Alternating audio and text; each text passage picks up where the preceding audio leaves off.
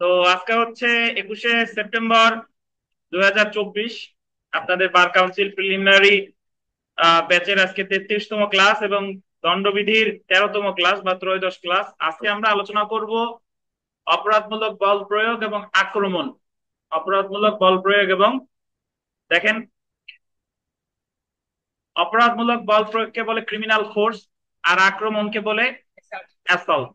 দেখেন, 349 ধারায় বল প্রয়োগের সংজ্ঞা দেওয়া হয়েছে এবং 350 ধারায় অপরাধমূলক বল প্রয়োগ এবং 351 ধারায় আক্রমণ, হামলা বা এই জায়গায় আর একটা কথা লাগেন, শারীরিক আঘাত। মানে অ্যাসল্টের আর একটা বাংলা হচ্ছে শারীরিক আঘাত, যদিও ওই জায়গায় গিয়ে লিখবানি। অ্যাসল্টের বাংলা হচ্ছে আক্রমণ, হামলা বা শারীরিক আঘাত। শারীরিক আঘাত লিখিত পরীক্ষা একবার প্রশ্ন আসছিল যে অপরাধমূলক বল প্রয়োগ এবং শারীরিক আঘাত কি। তো শারীরিক আঘাত বলতে ওই জায়গায় অ্যাসল্টকে বোঝানো হয়েছে। গতদিন আমরা যে হার্ট করছিলাম সেটা না কিন্তু। আচ্ছা, সংজ্ঞায়িত করা হয়েছে 352 থেকে 358 ধারা পর্যন্ত এই সকল অপরাধ এবং সংশ্লিষ্ট অপরাধের শাস্তির বিধান করা হয়েছে। তো আমরা প্রথমে পড়ব বল প্রয়োগ বা ফোর্স। দেখেন, বল প্রয়োগ বা ফোর্স এটা খুব সহজ একটা জিনিস। সেটা হচ্ছে যদি একজন ব্যক্তি আর একজন ব্যক্তির গতি পরিবর্তন করে, আর একজন ব্যক্তিকে গতিশীল করে বা গতিরোধ করে। কি কি তিনটে জিনিস? একজন ব্যক্তি আর একজন ব্যক্তির কি করে? গতি পরিবর্তন করে, গতি পরিবর্তন গতিশীল করে, আর গতি কি রোধ করে। করে। নিজের দেহের মাধ্যমে, কোনো বস্তুর মাধ্যমে বা কোনো প্রাণীর মাধ্যমে, তখন সেটাকে বলা হলো বল প্রয়োগ। ধরেন, তানভীর হেঁটে আসতেছিল, তানভীররা আমার ধাক্কা লাগছে, তাহলে সে তার একদিক দিয়ে হেঁটে আসছিল, ধাক্কা লেগে আর একদিকে চলে গেল, মানে গতি কি হইলো? পরিবর্তন। অথবা সে দাঁড়ানো ছিল, আমি হেঁটে যাচ্ছি, ধাক্কা লেগে সে গতিশীল হয়ে গেছে। বা সে হেঁটেই আসতেছিল, আমি তারে থামাই দিলাম। তো এটা আমি নিজের মাধ্যমে করতে পারি, অথবা আমার বাসায় যে কুকুর আছে, অনেকের বাসার সামনে লেখা থাকে কুকুর রয়েছে সপ্তাহে। তো কুকুরে দৌড়ানি দিল, কুকুর তানভীরে ভয় দেখালো, তানভীর দৌড়ানো শুরু করলো। আবার কুকুর, তানভীর হেঁটে আসছিল, কুকুরের ভয় থেমে গেল। তো যাই হোক না কেন, অর্থাৎ যদি একজন ব্যক্তি আরেকজন ব্যক্তিকে গতিশীল করে, গতিরোধ করে বা গতি পরিবর্তন করে, এই তিনটা কাজ করে, গতিশীল, গতিরোধ, গতি পরিবর্তন। কিসের মাধ্যমে?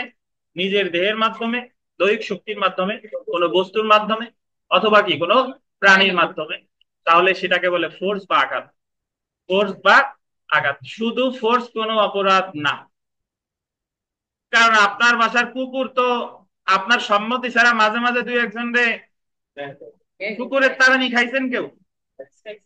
আচ্ছা, মাঝে মাঝে তো কুকুর খালি খালি তা মানে একদম বাসায় ধরেন আপনি রাস্তাতে হাঁটতেছেন, হঠাৎ বৃষ্টি নামলো, এখন আপনি ধরেন একজনের গেটের ভিতরে একটু ঢুকে গেছেন বৃষ্টি থেকে বাঁচার জন্য, কিন্তু গেটের ওই পাশে আছে কুকুর মহাশয়, আর সে আপনার উল্টা হরো দেশে তাড়ানি। এখন এই জায়গা কিন্তু মালিকের কোনো অপরাধ হয় নাই। কেন হয় নাই? এই কি মালিক কি তারে বলছে তাড়াইতে? না।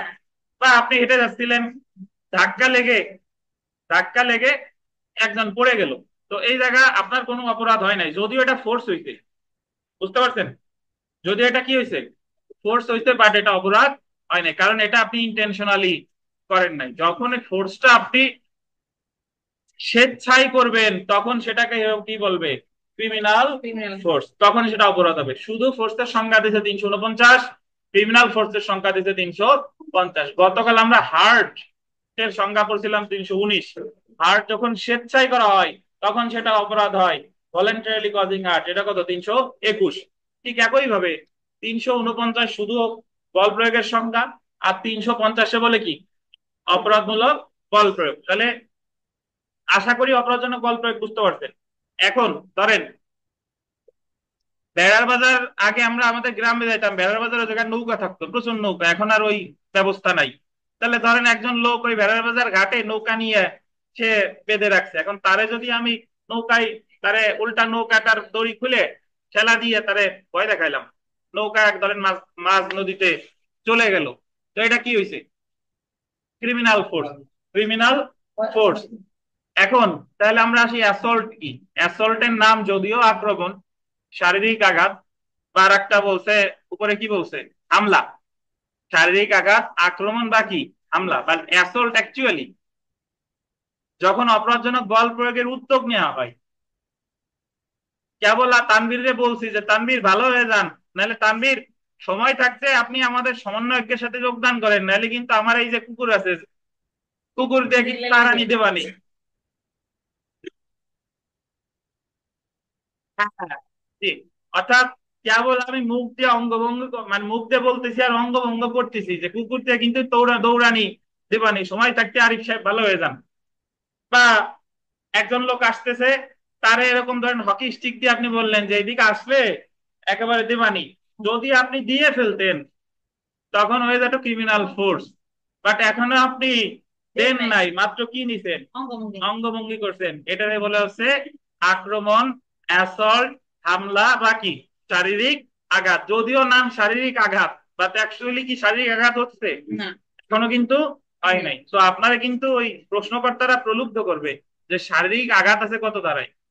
যদি ইংলিশ থাকে আবার ইংলিশটা দেখতে হবে কততে, 300। অ্যাসল্টের সংজ্ঞা দিয়েছে 351, অ্যাসল্টের সংখ্যা 351। তাহলে ফোর্স হলো কোনো ব্যক্তি যদি অপর কোনো ব্যক্তির গতিশীল করে, গতিরোধ করে, গতি পরিবর্তন করে নিজের মাধ্যমে, কোনো বস্তুর মাধ্যমে, কোনো প্রাণীর মাধ্যমে, এটা হলো শুধু ফোর্স। এই কাজগুলো যখন আপনি খারাপ উদ্দেশ্যে করবেন হয়ে যাবে কি ক্রিমিনাল ফোর্স। ক্রিমিনাল ফোর্সের যখন অ্যাটেম্পট নিবেন, উদ্যোগ নিবেন, তখন সেটাকে কি বলে, অ্যাসল্ট। এই ক্রিমিনাল ফোর্সে ইংলিশ আইনে বলে ব্যাটারি। যে ব্যাটারি আমাদের দিনের সাহেব একজনের কাছে চাইছিল যে একটা ব্যাটারি দাও তো, আমার ফোনে চার্জ নাই, এই সেই ব্যাটারি। ক্রিমিনাল ফোর্সে কি বলে, ব্যাটারি। আর ব্যাটারির যখন উদ্যোগ নিবেন, কেবল চার্জিং এ লাগাবেন, এখনো লাগান নাই, তখন সেটা কি বলে, অ্যাসল্ট। দেখেন, তাহলে আমরা পড়া শুরু করি ভাই। 349 ধারায় বল প্রয়োগকে সংজ্ঞায়িত করা হয়েছে। সাধারণ অর্থে বল প্রয়োগ হলো কোনো ব্যক্তির, বল দিবেন সম্মতি ছাড়া, বা কোনো ব্যক্তির বল দেবেন ইচ্ছার বিরুদ্ধে, আন্ডারলাইন করবেন তার গতি পরিবর্তন, গতিশীল করা বা গতি রোধ করা। 349 ধারায় কোনো ব্যক্তি অপর ব্যক্তির প্রতি বল দিবেন 3টি উপায়ে বল প্রয়োগ করতে পারে। পরীক্ষায় যদি প্রশ্ন আসে যে বল প্রয়োগ করতে পারে কয়টি উপায়, 3টি উপায়। কি কি দেখেন, তার নিজের দৈহিক শক্তি দিয়ে, মানে নিজের দেহের মাধ্যমে যে কোনো বস্তুর এইরূপ ব্যবস্থাপনা করে যা উক্ত ব্যক্তির বা অন্য কোনো ব্যক্তির পক্ষে অধিকতর কোনো কাজ ব্যতি রেখেই উক্ত গতি বা গতির পরিবর্তন করা হয়। ওই যে বস্তুটা বলতেন নিজের দেহের শক্তির মাধ্যমে, আর একটা হচ্ছে কি বস্তুর মাধ্যমে। কোন প্রাণী চলতে দিয়ে, আন্ডারলাইন করেন, কোন প্রাণী কি চলতে দিয়ে উক্ত ব্যক্তির গতি পরিবর্তন বা চলা হতে বিরত হতে প্রবৃত্ত করতে। আমাদের দণ্ডবিধিতে এই যে প্রিলিমিনারিতে যে সংজ্ঞা আছে, যে উপাদান আছে, এটাই লিখিতর জন্য এনাফ, আলাদা আপনার কোনো বই পড়া লাগে না। পরীক্ষায় যদি প্রশ্ন আসে যে বল প্রয়োগ কি, তাহলে এইটুক লিখলেই হয়। বুঝতে পারছেন? আচ্ছা, তাহলে সংক্ষেপে বলা যায়, দেখেন 349 ধারায় বলতেন 3টি উপায়ে বল প্রয়োগ হতে পারে। গতিশীল করিয়া, কজ মোশন; গতি পরিবর্তন করিয়া, চেঞ্জ অফ মোশন; গতি রোধ করিয়ে, সেসেশন অফ মোশন। তাহলে আপনাকে যদি বলে যে বল প্রয়োগ কয়টি উপায় হয়, 3টি উপায়। আচ্ছা, আমরা চলে আসি 350 ধারায় অপরাধমূলক বল প্রয়োগ বা ক্রিমিনাল ফোর্স। অপরাধমূলক বল প্রয়োগ বা ক্রিমিনাল ফোর্স, দেখেন কোন ধরনের বল প্রয়োগ বা অপরাধমূলক বল প্রয়োগ হতে পারে তা 350 ধারায় বলা হয়েছে। মানে বল প্রয়োগ হলেই কি সেটা ক্রিমিনাল ফোর্স হবে, না। 350 ধারায় বলা হয়েছে বল প্রয়োগ, অপরাধমূলক বল প্রয়োগ হতে পারে যদি কোনো ব্যক্তির প্রতি, গোল দিবেন, স্বেচ্ছামূলক ভাবে বল প্রয়োগ করা হয়। স্বেচ্ছামূলক ভাবে কি মানে ভলেন্টারিলি বা ইন্টেনশনালি, মানে সে নিজের ইচ্ছাই প্রয়োগ করছে। কুকুরে নিজেই বলছে যে মাসুদ দিয়ে একটা দৌড়ানি দিয়ে এসো। দেখেন, এমন বল প্রয়োগ উক্ত ব্যক্তির সম্মতি ছাড়া প্রয়োগ করা হয়। কি ছাড়া বলেন, সম্মতি ছাড়া বল প্রয়োগ করা হয়েছে। আচ্ছা, তাহলে এবং বল প্রয়োগ করা হয়েছে, দেখেন আন্ডারলাইন করেন, কোন অপরাধ সংগঠনের জন্য যে ব্যক্তির প্রতি বল প্রয়োগ করা হবে সে ব্যক্তির ক্ষতি, ভীতি বা বিরক্তি সৃষ্টি করার অভিপ্রায়ে ক্ষতি, ভীতি বা বিরক্তি সৃষ্টি করার বা সম্ভাবনা আছে জেনে করা হয়। এখন আমরা তাহলে চলে আসি বল প্রয়োগ আর অপরাধমূলক বল প্রয়োগের মধ্যে সম্পর্ক কি। তানভীর কি বলেন তো, বল প্রয়োগ আর অপরাধমূলক বল প্রয়োগের সম্পর্ক কি? বল প্রয়োগটা এটা হতে পারে, কিন্তু অপরাধী হবে যখন হচ্ছে এটা সিগনেচার কে কে করেন না একটু নেন। বল প্রয়োগ, এই বিথিকা বলেন, বল প্রয়োগ আর অপরাধমূলক বল প্রয়োগের সম্পর্ক কি? বল প্রয়োগ হচ্ছে আমি এমনি এমনি হেঁটে যাচ্ছি, হুম। হ্যাঁ, কোনো মনের মধ্যে কোনো নাই, কি নাই? অভিপ্রায় নাই, হুম। এমনি হাঁটে যাচ্ছে, এখন ধাক্কা লাগে হুম। এটা। আর সেইটা যখন অপরাধ হবে এটা ইচ্ছাকৃত হবে, যে কিরকম? ইচ্ছা করে ধাক্কা দিয়েছেন? হ্যাঁ, ইচ্ছা করে ধাক্কা দিয়ে, অর্থাৎ সকল অপরাধমূলক বল প্রয়োগের মধ্যে বল প্রয়োগ আছে, বাট সকল বল প্রয়োগে কিন্তু অপরাধমূলক বল প্রয়োগ না। নাই। আচ্ছা, সহজ কথা, যখন আপনার মনে কুচিন্তা নিয়ে বল প্রয়োগটা করবেন তখন সেটা হয়ে যাবে কি? অপরাধমূলক বল প্রয়োগ। মাসুদ সই করছেন? আচ্ছা দেখেন, বল প্রয়োগ অপরাধমূলক বল প্রয়োগ হতে পারে যখন সম্মতি ছাড়া অপরাধ সংগঠন করতে বল প্রয়োগ করা হয়। অর্থাৎ প্রত্যেক অপরাধমূলক বল প্রয়োগের ক্ষেত্রে বল প্রয়োগ থাকতে হবে, কিন্তু প্রত্যেক বল প্রয়োগের উদ্দেশ্য অপরাধ সংগঠন নাও হতে পারে। বল প্রয়োগকে শাস্তিযোগ্য করা হয়নি, বরং অপরাধমূলক বল প্রয়োগকে অপরাধমূলক বল প্রয়োগ শাস্তিযোগ্য অপরাধ। জেনে রাখা ভালো। তো দেখেন, বল প্রয়োগ পরবর্তীতে অপরাধমূলক বল প্রয়োগ হতে পারে যদি তা 350 ধারা শর্ত পূরণ করে। লাস্টের লাইনটা আন্ডারলাইন করেন, বিবিআই। অপরাধমূলক বল প্রয়োগ ক্রিমিনাল ফোর্স ইংলিশ আইনে ব্যাটারি নামে পরিচিত। কি নামে পরিচিত? ব্যাটারি নামে পরিচিত। আমাদের আরিফ সাহেব বলেন যে এর আগে আমরা পারজুরি পড়ছি কোন অপরাধের নাম? আরিফ সাহেব, ইংলিশ আইনে একটা অপরাধে পারজুরি বলে, সেটা কোনটা? মিথ্যা সাক্ষ্য, মিথ্যা সাক্ষ্যদান। মিথ্যা সাক্ষ্যদান। হ্যাঁ হয়েছে, জি। মিথ্যা সাক্ষ্যদান, জি, মানে গিভিং ফলস এভিডেন্স। মিথ্যা সাক্ষ্যদানকে ইংলিশ আইনে কি বলে? পারজুরি। আর এই যে আর একটা পেলাম, এটারে ক্রিমিনাল ফোর্সে কি বলে? ব্যাটারি। আর একটা সামনে গিয়ে পাবো, সেটা হলো ক্রিমিনাল ব্রেস অফ ট্রাস্ট, এটারে মিথ্যা কি বলে? ইনবিলিভলি কি কর? এমবেজেলমেন্ট বা এমবেজেলমেন্ট। ঠিক আছে, দেখেন। আচ্ছা, তাহলে আমরা আক্রমণে চলে আসি। আক্রমণের পাশে লেখেন শারীরিক আঘাত অবলিক হামলা। শারীরিক আঘাত অবলিক হামলা। কি আশরাফুল ভালো আছেন? সলিমুল্লাহ কি সাইফুল্লাহ প্রোটেকশন দিচ্ছে নাকি? শারীরিক আঘাত অবলিক হামলা কোন জায়গায় লিখবেন? পাচ্ছেন না? এই যে এই জায়গা লিখবেন। ও সেই জায়গা তো, এই যে এই জায়গা, শারীরিক আঘাত হামলা, অ্যাসল্টের পাশে 351 আক্রমণের পাশে লিখবেন শারীরিক আঘাত হামলা। দেখেন,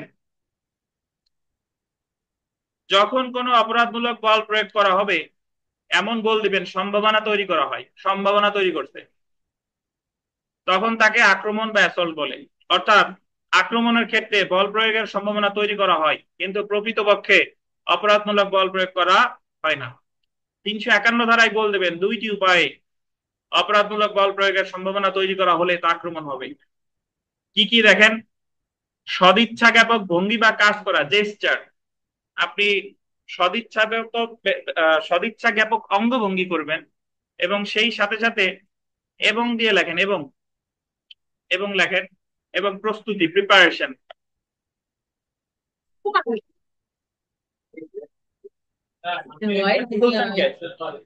ওটা লাগা ই করেন।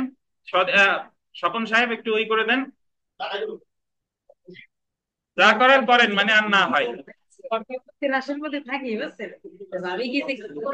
এটা লাগছে না এটা? হ্যাঁ, দেখেন,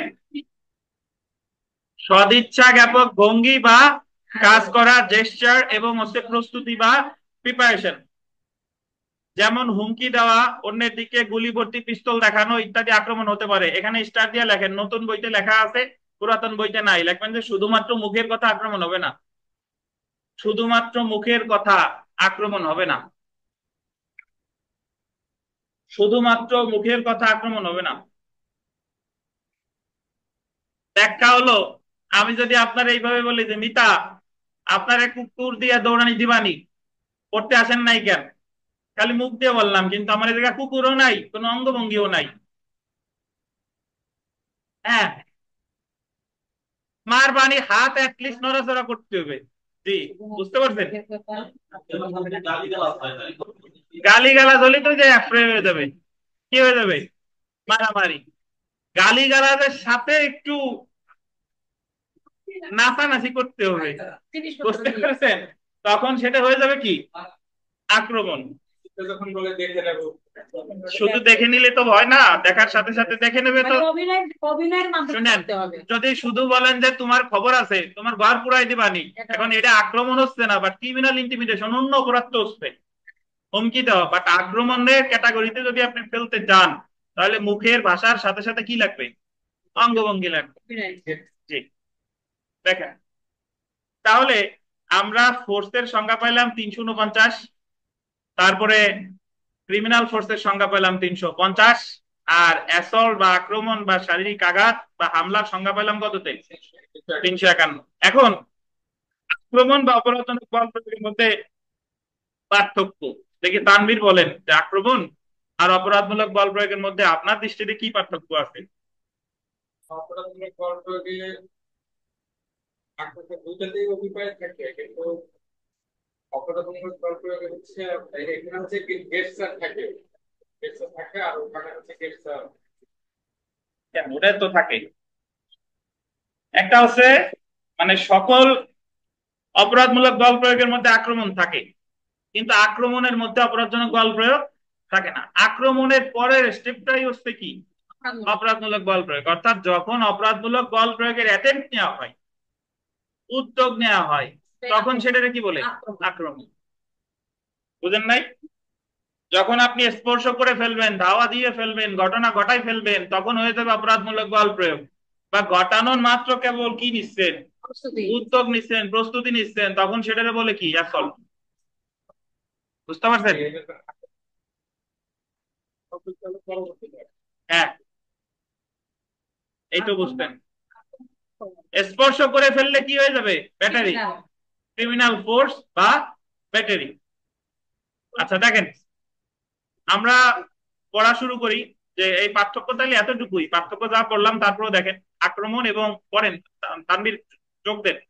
আক্রমণ এবং অপরাধমূলক বল প্রয়োগের ক্ষেত্রে পার্থক্য হলো, অপরাধমূলক বল প্রয়োগের ক্ষেত্রে প্রকৃতপক্ষে বল প্রয়োগ করা হয় সেটা গতিশীল করে বা গতি পরিবর্তন করে বা কি গতি রোধ করে, কিন্তু যদি প্রকৃতপক্ষে অপরাধমূলক বল প্রয়োগ না করা হয়, বরং অপরাধমূলক বল প্রয়োগ করা হবে এমন সম্ভাবনা, সদিচ্ছা জ্ঞাপক ভঙ্গি, কাজ বা প্রস্তুতি দ্বারা তৈরি করা হয়, তখন সেটা কি হিসেবে গণ্য হবে, অ্যাসল্ট হিসেবে গণ্য হবে। তারপরে দেখেন কোনটি আক্রমণ এবং কোনটি অপরাধমূলক বল প্রয়োগ, তা নির্ণয়ের ক্ষেত্রে দেখতে হবে প্রকৃতপক্ষে অপরাধমূলক বল প্রয়োগ করা হয়েছে কিনা। যদি না করা হয়ে থাকে, বরং করার সম্ভাবনা সৃষ্টি করা হয়েছে, তাহলে সেটা আক্রমণ হবে। অন্যদিকে অপরাধ সংগঠনের জন্য যদি প্রকৃতপক্ষে বল প্রয়োগ করা হয়ে থাকে, তাহলে সেটা অপরাধমূলক বল প্রয়োগ বলে গণ্য হবে। সহজ কথা আমার মনে রাখতে হবে যে যখন কেবল অ্যাটেম্প্ট নেওয়া হয়েছে অপরাধমূলক বল প্রয়োগের, তখন সেটাকে বলে অ্যাসল্ট। আর যখন অ্যাটেম্প্ট নেওয়ার সাথে সাথে কাজটাও করে ফেলছে, তখন সেটা কি ক্রিমিনাল ফোর্স। এখন দেখি মিতা বলেন, একজন ব্যক্তির আর একজন ব্যক্তি ধাক্কা দিছে। এখন গতদিন আপনার না আসলেও আপনার জানার কথা যে যদি কোনো ব্যক্তি আরেকজন ব্যক্তির দৈহিক যন্ত্রণা, বৈকল্য বা পীড়া ঘটায়, সেটার কি বলে আঘাত। স্বেচ্ছায় আঘাত অপরাধ 323 দ্বারায়। আবার যদি একজন ব্যক্তি আর একজনের ব্যক্তির গতি পরিবর্তন, গতিশীল বা গতি রোধ করে, সেটাও তো অপরাধ, সেটাই যে ক্রিমিনাল ফোর্স। এর ক্রিমিনাল ফোর্সের শাস্তি আমরা এখনো আসি নাই 352-তে। তাহলে একজন ব্যক্তি আর একজন ব্যক্তির যদি ধাক্কা দেয় এবং সেই ব্যক্তিটা পড়ে গেছে, মিতা বলেন তাহলে কোন অপরাধটা হয়েছে, আঘাত হয়েছে নাকি অপরাধমূলক বল প্রয়োগ হয়েছে?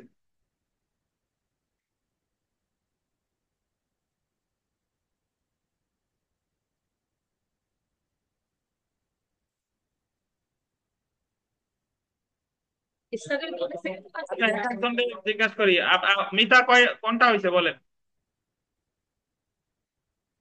আচ্ছা, ক্রিমিনাল ফোর্স, আঘাত হয় নাই তাইলে। আসমা খানম বলেন কোনটা হয়েছে,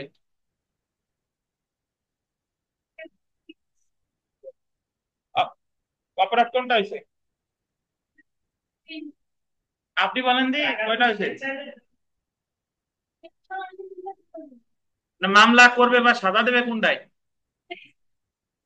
দুটাই দিবে, দুটাই দেওয়া যাবে মাসুদ?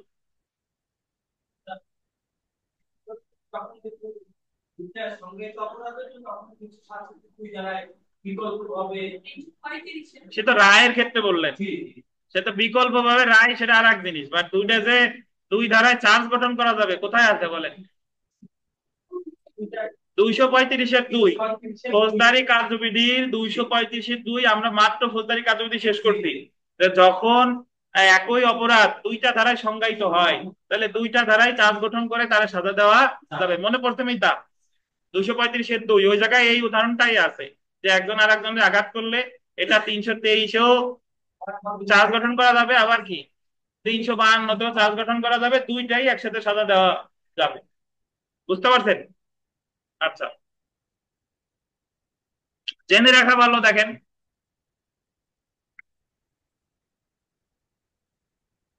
দেশের বর্তমান যে পরিস্থিতি, আমাদের মতো এত আইন চর্চা কোনো বিশ্ববিদ্যালয়ে হয় না। বুঝতে পারছেন?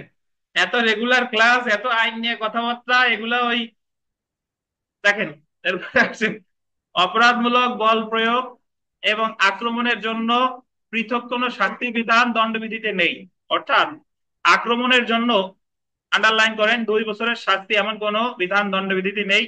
মূলত 352 থেকে 358 ধারা পর্যন্ত অপরাধমূলক বল প্রয়োগ এবং আক্রমণ কি কারণে করা হয়েছে তার উপর ভিত্তি করে শাস্তির বিধান আছে। অর্থাৎ এটা হলো, যদিও দুইটা আলাদা আলাদা অপরাধ আমরা সংজ্ঞা জানলাম, কিন্তু শাস্তি বলছে দুইটা কি একই সাথে, আলাদা আলাদা শাস্তির বিধান নাই। ওই শুধু অ্যাসল্ট করলেও যে সাজা, আর ক্রিমিনাল ফোর্স করলেও কি সেই সাজা।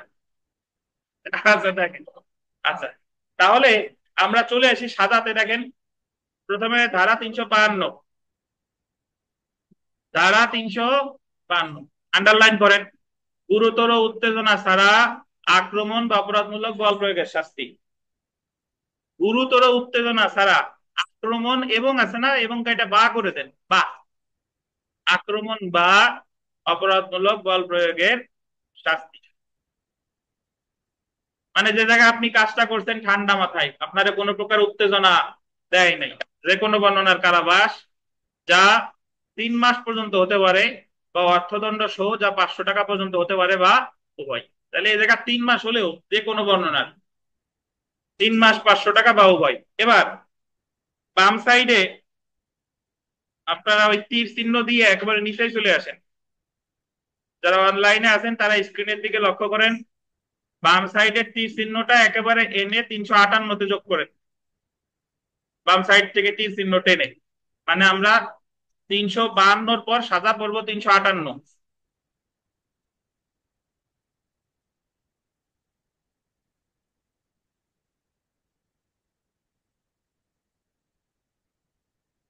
দেখেন, গুরুতর উত্তেজনা বশত বলতেন, জি, গুরুতর উত্তেজনা বশত আক্রমণ বা অপরাধমূলক বল প্রয়োগ। আগেরটা করছেন ঠান্ডা মাথায়, আর এটা হলো হঠাৎ আপনি উত্তেজিত হইয়া করছেন। তাহলে এটার শাস্তি দেখেন, আমরা জানি যে কোনো জায়গায় যখন আমি উত্তেজিত হইয়া করি তখন শাস্তির বিধান কি কম, কম অ্যাজ ইউজুয়াল দেখেন কমে গেছে।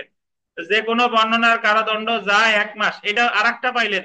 দেখেন, আমরা যে কোনো বর্ণনার 1 মাস পাইছিলাম, গতকাল বলছিলাম এফরের সাজা, যে কোনো বর্ণনার 1 মাস বা 100 টাকা বা উভয়। আবার এটা দেখেন, যে কোনো বর্ণনার 1 মাস হতে পারে, ওই জায়গা ছিল 100 টাকা এফরের ক্ষেত্রে, আর এই জায়গা কত 200 টাকা পর্যন্ত হতে পারে, বা উভয় দণ্ড।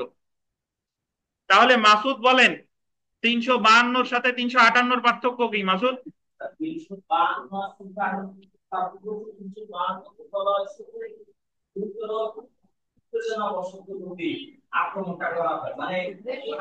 বাহান্ন হলো খাড়া, উত্তেজনা খাড়া, জি, বেড়ে যাবে 3 মাস, 500 টাকা।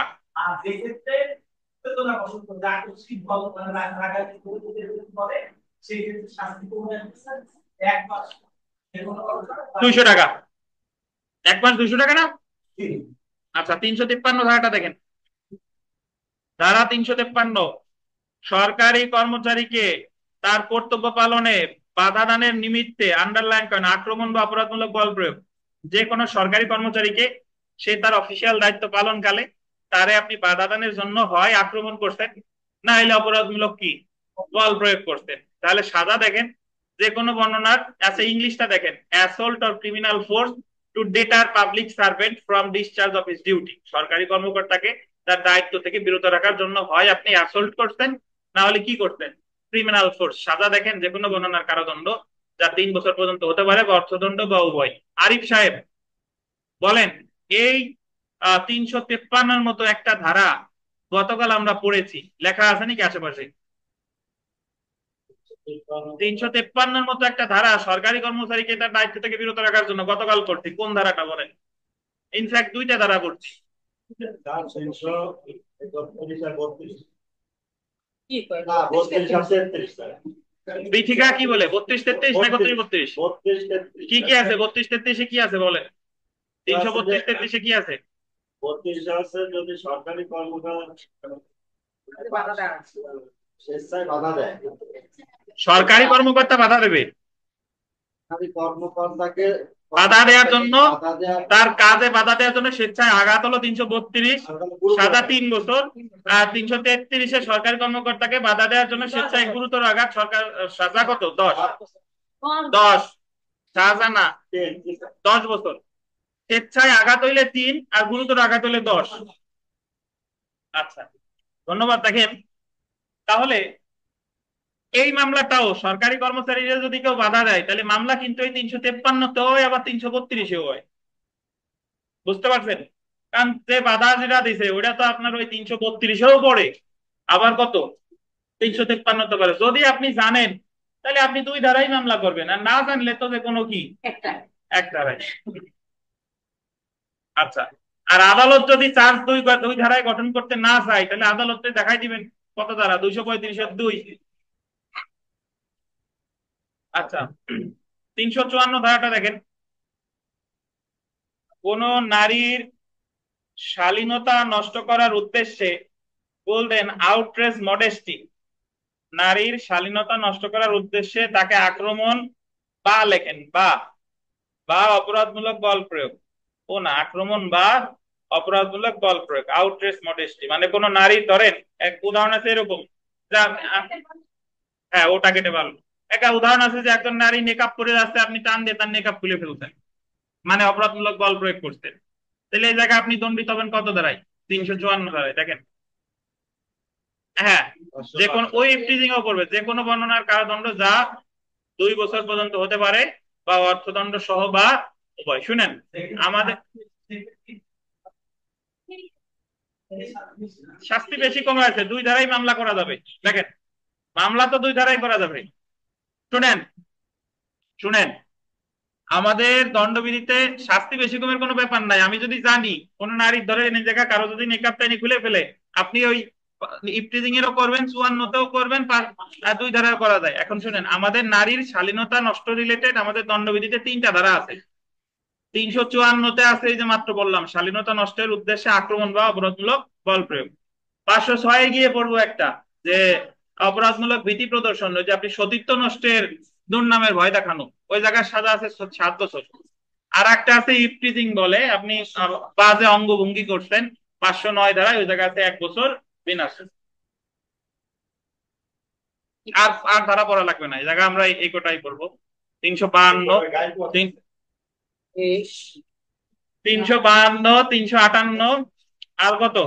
53 আর 54।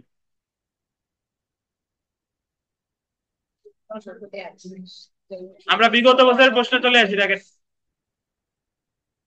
শুনেন, তার আগে আজকের পরীক্ষার আগামীকালের, আগামী সোমবারের পরীক্ষার সেকশন বলে দিই।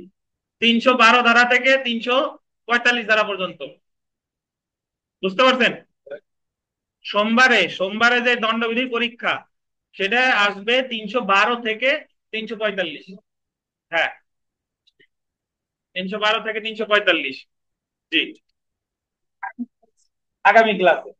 আর আজকে তো পরীক্ষা আছেই। দেখেন, 44 আচ্ছা দেখেন, assault or criminal force to deter public servant from discharge of his duty। অনেকে আপনারা ইংরেজি দেখলে ভয় পান।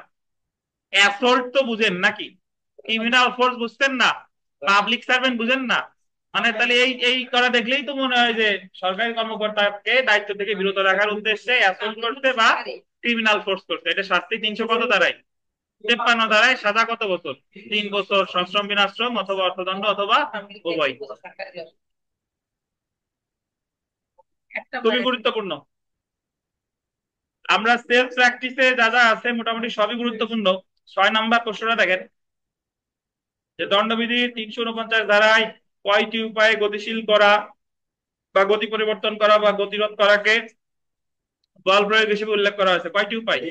3টি উপায়। নিজের দৈহিক শক্তি দিয়ে, কোনো বস্তু দিয়ে, কোনো প্রাণী দিয়ে। 7 নাম্বার প্রশ্ন দেখেন, গুরুত্বপূর্ণ।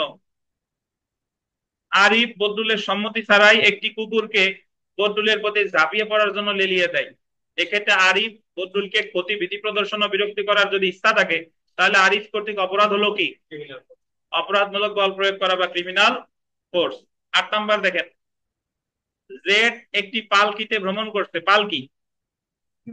আরিফ দস্যুতা করার জন্য জেড এর পালকির খুঁটি ধরে এবং পালকি থামিয়ে ফেলে। দস্যুতা উদ্দেশ্য খারাপ, গতিশীল ছিল, গতি রোধ করছে। আরিফ দণ্ডবিধির কত ধারায় সংজ্ঞায়িত বলছে?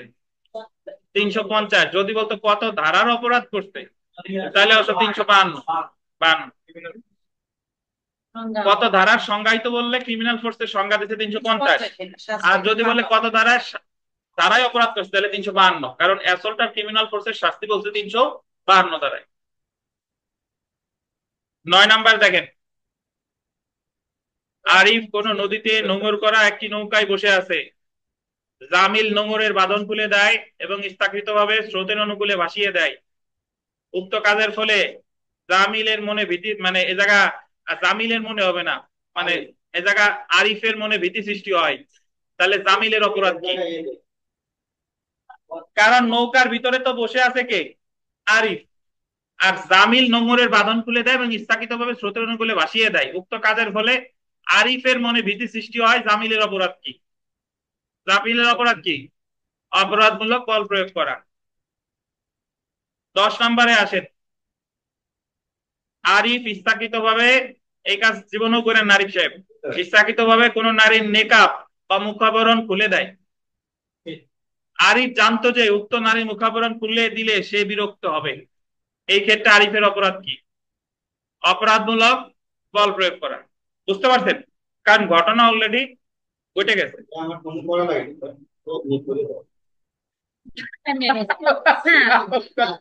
দেখেন 12 নাম্বার দেখেন, বলেন কোনটা সংজ্ঞায়িত বললে কোন ধারার সংজ্ঞা? এই অপরাধের অপরাধমূলক বল অপরাধমূলক বল প্রয়োগ হয়েছে, এটা সংজ্ঞা দিছে কত ধারায়? 350 ধারায় না? আর যদি বলতো যে কোন ধারার অপরাধ করছে, সংজ্ঞায়িত শব্দটা নাই, তাহলে অত কত? মামলা হয় সবসময় কোন ধারায়? শাস্তির ধারায়। সংজ্ঞার ধারায় কখনো মামলা হয় না। 13 নাম্বারটা দেখেন, আরিফ হিংস্র কুকুরের মুখোশ উন্মোচন করতে শুরু করে। আরিফ হিংস্র কুকুরের মুখোশ উন্মোচন করতে শুরু করে এটা জেনে যে, এই উদ্দেশ্যে যে এটা জামিলকে বিশ্বাস করাবে যে সে কুকুরটি দিয়ে জামিলকে আক্রমণ করার উদ্যোগ নিচ্ছে। বলতেন উদ্যোগ নিচ্ছে। আরিফ দণ্ডবিধির কত ধারা সংজ্ঞায়িত অপরাধ করছে? উদ্যোগ নিচ্ছে, মানে অ্যাসল্ট। তাহলে সংজ্ঞায়িত কত ধারায়? 351। যদি বলতে শাস্তিযোগ্য অপরাধ কত ধারায়? 352। 15 নাম্বারটা দেখেন, 15 নাম্বার, কোন নারীর শ্লীলতা হানি করার উদ্দেশ্যে to outrage the modesty of women, তাকে আক্রমণ বা তার প্রতি অপরাধমূলক বল প্রয়োগের শাস্তি দণ্ডবিধির কত ধারায় উল্লেখ করা হয়েছে? 354। 354। শাস্তি 2 বছর। শাস্তি 2 বছর। পরেরটা দেখেন, 16 নাম্বার, কোন নারীর শ্লীলতা হানি করার উদ্দেশ্যে তাকে আক্রমণ বা তার প্রতি অপরাধমূলক বল প্রয়োগের শাস্তি কি? 2 বছর পর্যন্ত কারাবাস বা অর্থদণ্ড বা উভয়। আশা করি অপরাধমূলক বল প্রয়োগ এবং আক্রমণ নিয়ে আক্রমণ আপনারা বুঝতে পারছেন। কোনো প্রশ্ন আছে কিনা জিজ্ঞাসা করতে পারেন। কোনো প্রশ্ন আছে? 55, 56, 57 পড়া লাগবে? আপনি পড়লে পড়ে নেবেন, ঠিক আছে? আমাদের নর্মালি 52, 58 আর কত 53, 54 জানলেই এনাফ। বলেন। হ্যাঁ,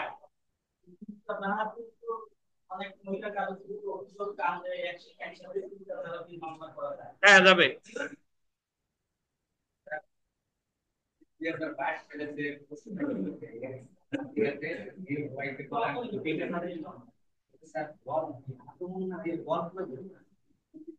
কি আসছিল প্রশ্ন বলেন দেখি, আমার কাছে দেন। এক্স নারী জাতি নিয়ে ওয়াই কে বলছে পিটার হ্যাঁ, ওই আক্রমণ কই দেখেন, কই বল প্রয়োগ।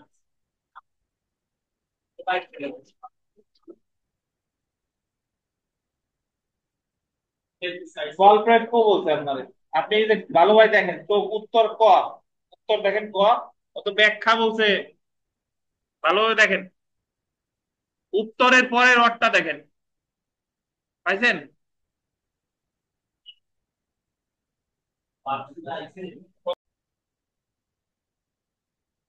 আচ্ছা, মনুষ্য হরণ বা অপহরণ এবং জোরপূর্বক অপহরণ। জোরপূর্বক অপহরণের আর এক নাম হচ্ছে বাংলায় অপবাহন। অপবাহন। তো ইংরেজিতে মনুষ্য হরণ বা অপহরণকে বলে কিডন্যাপিং, আর জোরপূর্বক অপহরণকে বলে অ্যাবডাকশন। এই দেখেন দণ্ডবিধি, দণ্ডবিধি 359 ধারায় মনুষ্য হরণ বা কিডন্যাপিং এর প্রকারভেদ উল্লেখ করা হয়েছে, এবং 360 ধারায় বাংলাদেশ হতে মনুষ্য হরণ, 361 ধারায় আইনানুগ অভিভাবকত্বে মনুষ্য হরণ সংজ্ঞায়িত করা হয়েছে, 363 ধারায় দিছে এটার শাস্তি। আমরা সরাসরি 359 ধারায় চলে আসি। দেখেন 359 ধারা, 359 ধারা মনুষ্য হরণ বা অপহরণ, কিডন্যাপিং। দণ্ডবিধি 359 ধারা অনুযায়ী কিডন্যাপিং বা মনুষ্য হরণ দুই প্রকার। বলতেন কয় প্রকার? দুই প্রকার। এক, বাংলাদেশ থেকে মনুষ্য হরণ, পাশে লেখেন ধারা 360, কিডন্যাপিং ফ্রম বাংলাদেশ, বাংলাদেশ থেকে মনুষ্য হরণ। দুই নাম্বার দেখেন আইনানুগ অভিভাবকত্ব থেকে মনুষ্য হরণ, কিডন্যাপিং ফ্রম লফুল গার্ডিয়ানশিপ, এটা হলো 361। 361।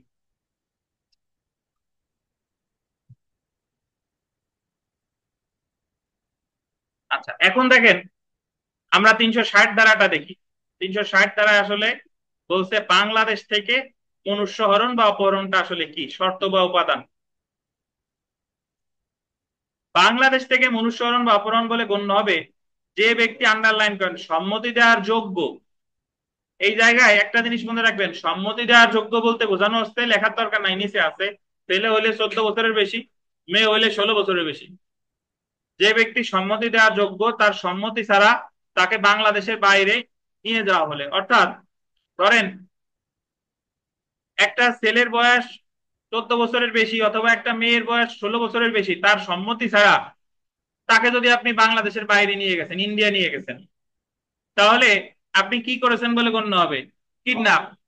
এখন কিডন্যাপিং এর ক্ষেত্রে আপনার পরের উদ্দেশ্য অপ্রাসঙ্গিক, মানে আপনি কি কারণে নিছেন এটা আমার দরকার নাই, তুমি সম্মতি ছাড়া নিছো কিনা। পরের উদ্দেশ্য ভালোও হতে পারে, যে পিসির বাড়ি বেড়াইতে নিয়ে গেছে, যে বিথিকা দেখা গেল ওনার এক আত্মীয় মেয়ে, তার বয়স 17 বছর বয়স, তার সম্মতি ছাড়া পিসির বাড়ি ভারতে নিয়ে গেছে, বনগাঁও নিয়ে গেছে। তাহলে যদিও পিসির বাড়ি বেড়াইতে নিয়ে গেছে, বিথিকায় জায়গা কিসের জন্য দণ্ডিত হবে? কিডন্যাপিং এর জন্য দণ্ডিত হবে। কারণ যে, হ্যাঁ হ্যাঁ, সম্মতি দেওয়ার যোগ্য বলতে এই জায়গায় যে বোঝানো হচ্ছে ছেলে হইলে 14 বছরের বেশি, মেয়ে হইলে 16 বছরের বেশি, তাহলে 17 কি 16 বছরের বেশি না? তার সম্মতি ছাড়া নিয়ে গেছে বাংলাদেশের বাইরে, তাহলে এটা কি বাংলাদেশ থেকে মনুষ্য হরণ বা অপহরণ।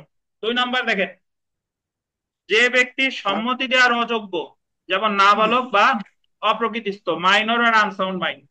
সম্মতি দেওয়ার অযোগ্য বলতে বোঝানো হচ্ছে ছেলে হইলে 14 বছরের কম, মেয়ে হইলে 16 বছরের কম, তার পক্ষে আইনত ক্ষমতা সম্পন্ন ব্যক্তির সম্মতি ছাড়া যদি তাকে বাংলাদেশের সীমানার বাইরে যায়, বাইরে নিয়ে যাওয়া। একটু আগে যে উদাহরণটা দিলাম, বিথিকা বিশ্বাস যদি এরকম করে যে একজনকে নিয়ে গেছে, মেয়ের বয়স 15 বছর, ওই পিসির বাড়ি নিয়ে গেছে, কিন্তু অভিভাবকের সম্মতি নেয় না, ওই ওই ওই 15 বছর মেয়ের বয়স্ক সম্মতি থাক বা না থাক, কিন্তু তার তো সম্মতি দেওয়ার ওই ওই বয়সে কোনো যোগ্যতা নাই। সম্মতি লাগবে হলো তার অভিভাবকের, কিন্তু অভিভাবকের সম্মতি নেন নাই। আপনার পরবর্তী উদ্দেশ্য যতই ভালো থাক, আপনি কি করেছেন বলে গণ্য হবে? কিডন্যাপিং করেছে বলে গণ্য হবে। তারপরে দেখেন, এমনকি কোন নাবালক বা অপ্রকৃতস্থ ব্যক্তির দোল দেবেন সম্মতি নিয়েও, মানে আপনি নাবালকের সম্মতি নিছেন অথবা অপ্রকৃতস্থ ব্যক্তি পাগলের সম্মতি নিছেন, পাগলের সম্মতি সম্মতি, তার আইনত অভিভাবক ছাড়া অন্য কোনো ব্যক্তি যদি বাংলাদেশের বাইরে নিয়ে যাওয়া হয়, তাহলে তাকে বাংলাদেশ থেকে অপহরণ করেছে বলে গণ্য হবে। তাইলে আমি বলতে পারি এই ভাষায় যে বাংলাদেশ থেকে অপহরণ প্রাপ্তবয়স্কের ক্ষেত্রে হতে পারে, অপ্রাপ্তবয়স্কের ক্ষেত্রে হতে পারে। প্রাপ্তবয়স্কের ক্ষেত্রে তার সম্মতি ছাড়া নিয়ে গেছেন, আর অপ্রাপ্তবয়স্কের ক্ষেত্রে তার অভিভাবকের সম্মতি ছাড়া নিয়ে গেছেন, তাতে তার সম্মতি থাক বা না থাক, মানে ওই ব্যক্তির সম্মতি থাক বা না থাক, প্রযোজ্যতা দেখেন। 360 ধারায় বাংলাদেশ থেকে মনুষ্যহরণ বা অপহরণের অপরাধ হতে পারে কোন প্রাপ্তবয়স্ক ব্যক্তির ক্ষেত্রে, পারে না?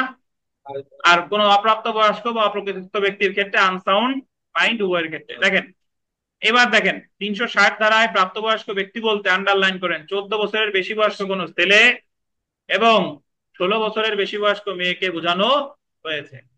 অপ্রাপ্তবয়স্ক বলতে 14 বছরের নিচে ছেলে, এবং ছেলেদের ক্ষেত্রে 14 বছরের নিচে এবং মেয়েদের ক্ষেত্রে 16 বছরের নিচে গণ্য হবে, কারণ 361 ধারায় উল্লেখিত বয়স 360 ধারার ক্ষেত্রেও প্রযোজ্য হবে। যেমন 14 বছরের বেশি বয়স্ক কোনো ছেলের সম্মতি ছাড়া যদি তাকে বাংলাদেশের বাইরে নিয়ে যাওয়া হয়, তাহলে সেটা 360 ধারায় বাংলাদেশ হতে অপহরণ বলে গণ্য হবে। অন্যদিকে 14 বছরের নিচে কোনো ছেলের অভিভাবকের সম্মতি ছাড়া যদি তাকে বাংলাদেশের বাইরে নিয়ে যাওয়া হয়, সেটাও কি বাংলাদেশ থেকে অপহরণ বলে গণ্য হবে। এবার আমরা চলে আসি 361 ধারা। 361 আইনানুগ অভিভাবকত্ব থেকে মনুষ্যহরণ, এটা বাংলাদেশের বাইরে নেন না, এটা নিচে হলো বাংলাদেশের ভিতরে। তবে এটা শুধুমাত্র আইনানুগ অভিভাবকত্ব মানে হচ্ছে যার বয়স 14 বছরের কম, ছেলে হইলে মেয়ে হইলে 16 বছরের কম, তার অভিভাবকের সম্মতি ছাড়া আপনি গোপালগঞ্জ থেকে তারে নিয়ে গেছেন কুড়িগ্রাম, বা ঢাকা থেকে নিয়ে গেছেন আর এক জায়গা, কিন্তু তার অভিভাবকের সম্মতি নেন নাই। কারণ বিপিএল এর খেলা দেখতে যাবেন, এক বাচ্চারে নিয়ে গেছেন 10 বছর, তারে নিয়ে গেছেন গোপালগঞ্জ থেকে ঢাকা। এখন যতই আপনার উদ্দেশ্য ভালো থাক, আপনি কি করেছেন? আইনানুগ অভিভাবক থেকে কিডন্যাপ করেছেন বলে গণ্য হবে। দেখেন, আইনানুগ অভিভাবকের নিকট থেকে 14 বছরের কম বয়সের নাবালক এবং 16 বছরের কম বয়স্কের নাবালিকাকে বা কোনো অপ্রকৃতস্থ ব্যক্তিকে তার আইনানুগ অভিভাবকের সম্মতি ছাড়া তাদেরকে প্রলুব্ধ করে নিয়ে যাওয়া আইনানুগ অভিভাবকত্ব থেকে মনুষ্যহরণ হবে। একজন পাগলের বয়স 60 বছর, সে আপনার সম্মতি দিচ্ছে, তারে নিয়ে আপনি আর এক জায়গা গেছেন, বাট তার অভিভাবকের সম্মতি নেন নাই, তার যতই বয়স 60 বছর হোক, বাট সে তো কি বলেন? জি। আচ্ছা, এখন আপনারা দেখবেন কি অধিকাংশ জায়গায় পাগল বলে না, বলে কি অপ্রকৃতস্থ ব্যক্তি। দু এক জায়গা যে জায়গা পাগল আছে সে জায়গাও দেখবেন অপ্রকৃতস্থ ব্যক্তিও আছে। পাগল বলতে অনেকের নামও তো পাগল হইতে পারে, পাগলা পাগল, এই কারণে মেইনলি যেটা বোঝানো যায় অপ্রকৃতস্থ ব্যক্তি বললে সবচেয়ে পারফেক্ট হয়। দেখেন, শর্ত বা উপাদান, অনেকের নামই আছে উকিল, ওই যে বাড়ি সিদ্দিকের গান শুনবেন, উকিল মুন্সি, গান লেখছে উকিল মুন্সি।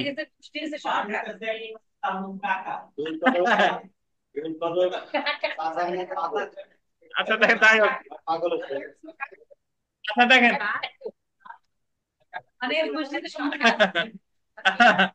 আচ্ছা দেখেন,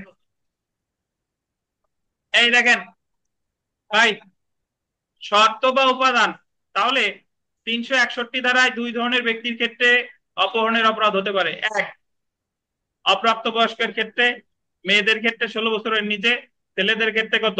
14 বছরের নিচে। আর অপ্রকৃতস্থ ব্যক্তির ক্ষেত্রে,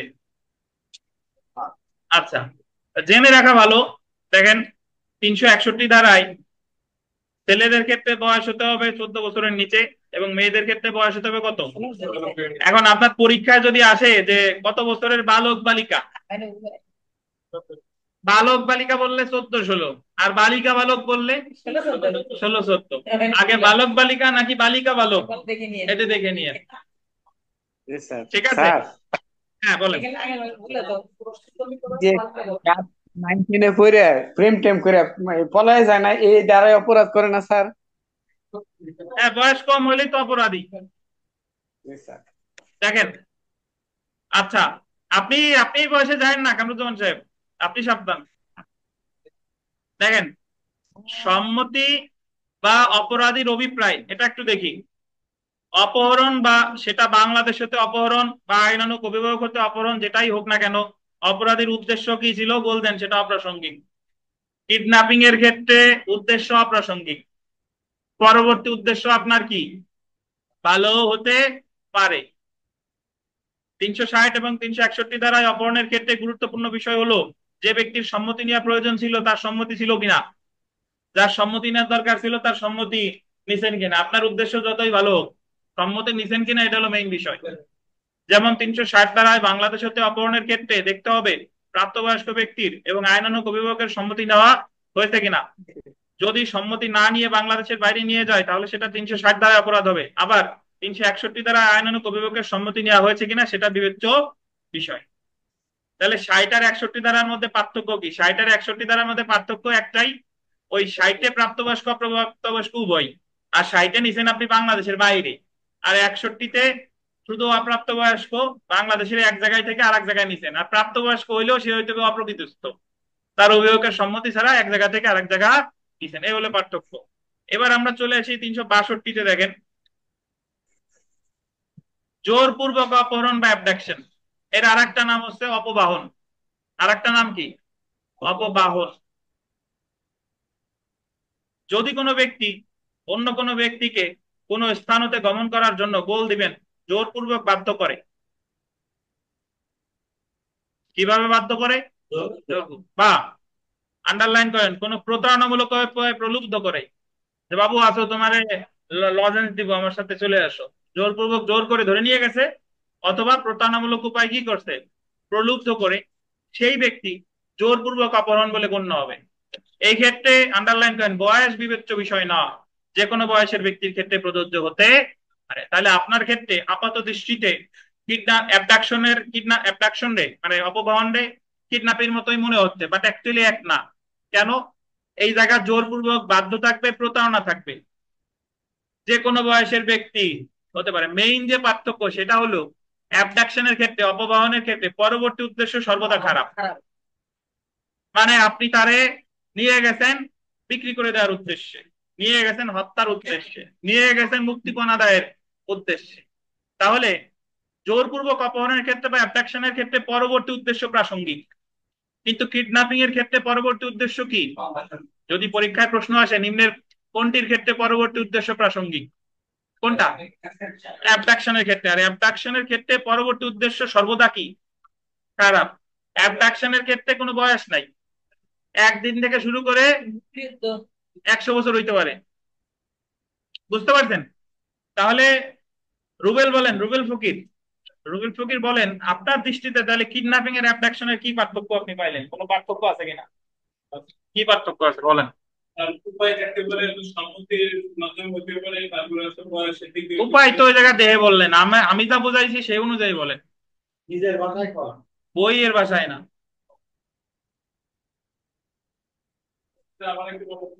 বলছি অপহরণ আর অপহরণ, কিডন্যাপিং এন্ড অ্যাবডাকশনের ক্ষেত্রে আপনার দৃষ্টিতে কি পার্থক্য আছে? আপনার একজন এসে জিজ্ঞাসা করলো যে রুবেল তুমি তো কোর্টে যাও, আমি তো বুঝতেছি না যে জোরপূর্বক অপহরণ আর শুধু অপহরণের মধ্যে পার্থক্য কি।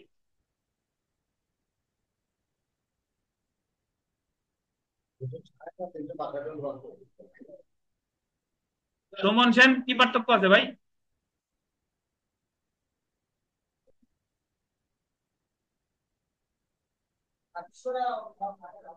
খারাপ থাকতেও পারে, নাও পারে, ওটাও প্রাসঙ্গিক। খারাপ। কিডন্যাপিং এর ক্ষেত্রে কিডন্যাপিং দুই প্রকার, অ্যাবডাকশনে কোনো প্রকার ভেদ নাই। কিডন্যাপিং এর ক্ষেত্রে অনেক সময় এই জোরপূর্বক বা প্রলুব্ধ এটা নাও থাকতে পারে, অ্যাবডাকশনের ক্ষেত্রে এটা থাকবে। কিডন্যাপিং এর ক্ষেত্রে বয়সের একটা লিমিটেশন আছে, অ্যাবডাকশনের ক্ষেত্রে বয়সের কোনো লিমিটেশন নাই। কিডন্যাপিং এর ক্ষেত্রে পরবর্তী উদ্দেশ্য অপ্রাসঙ্গিক, আর অ্যাবডাকশনের ক্ষেত্রে পরবর্তী উদ্দেশ্য কি? প্রাসঙ্গিক। কিডন্যাপিং এর ক্ষেত্রে পরবর্তী উদ্দেশ্য ভালোও হতে পারে, কিন্তু অ্যাবডাকশনের ক্ষেত্রে পরবর্তী উদ্দেশ্য সর্বদা কি? খারাপ। বুঝেন কিনা? আর কিডন্যাপিং ইচ্ছে গুরুতর প্রকৃতির অপরাধ হলো কি? অ্যাবডাকশন। এলো কাহিনী। ইংরেজিতে এর বলে কিডন্যাপিং, ইংরেজিতে এর বলে কি? অ্যাবডাকশন। এটার কিডন্যাপিং এর প্রকারভেদ আছে, একটা অ্যাবডাকশনের কোনো প্রকারভেদ নাই। এই তো পার্থক্য। ঠিক আছে, বুঝতেন? পড়লে আরো বুঝবেন এর। বুঝছি, পড়লে আরো বুঝবো। আর কতকাল পড়তে হবে দেখেন।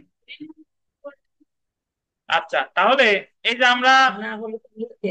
অপহরণ এবং জোরপূর্বক অপহরণের পার্থক্যতে আছে, আমি যে পার্থক্যগুলো বললাম এইগুলাই দেখেন। উপায় মানে মিনস, জোরপূর্বক অপহরণ এবং অপহরণের মধ্যে পার্থক্য হলো কিডন্যাপিং এর ক্ষেত্রে কি উপায় অপরাধটি সংঘটিত হয়েছে তা অপ্রাসঙ্গিক।